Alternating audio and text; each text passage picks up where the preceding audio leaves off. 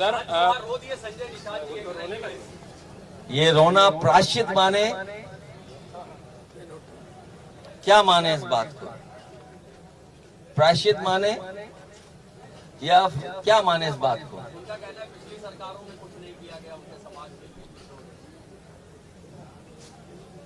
अब चली चला की बेला है, आंसू तो आएंगे। विदाई के समय पर आंसू तो आते ही हैं। और मैंने कई बार आपको याद दिलाया कि हमारे यहाँ परंपरा है कि विदाई के बाद हम लोग घूमने जाते हैं। हमारे मुख्यमंत्री जी ऐसे विदाई से पहले ही घूम आए।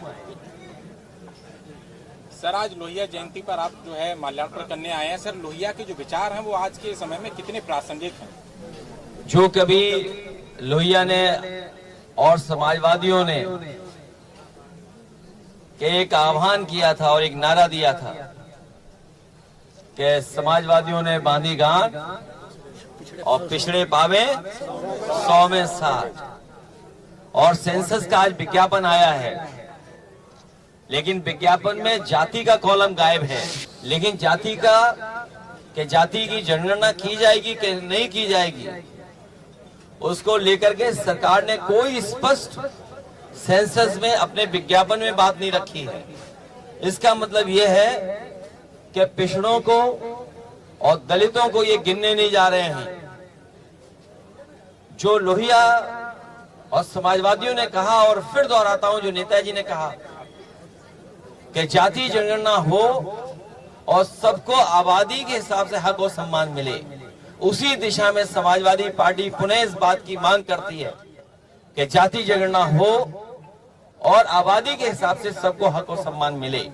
जिस समय जाति जनगणना हो जाएगी और सबको बराबरी के उनके आबादी के हिसाब से हक और सम्मान मिलेगा, तो समाज में भेदभाव खत्म हो जाएगा। किसी तरह की जातियों के बीच में कोई खाई नहीं रहेगी। अध्यक्ष जी, प्रधानमंत्री ने बैठक बुलाई और कहा कि अधिकारी और मंत्री दोनों मिलकर कालाबाजारी के खिलाफ एकदम एकजुट होकर आगे आ जाए। और कालाबाजारी कौन रहा है? जिन्हें बैठक में बैठा रहे वही तो कालाबाजारी कर रहे हैं। कालाबाजारी कौन कर रहा है?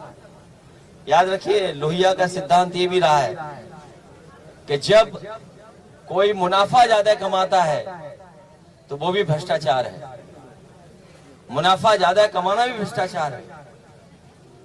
और आज जो महंगाई दिख रही है, भारतीय जनता पार्टी अपने लोगों को लाभ पहुंचाने के लिए उन्हें महंगा और भ्रष्टाचार करके महंगा करने दे रहा है।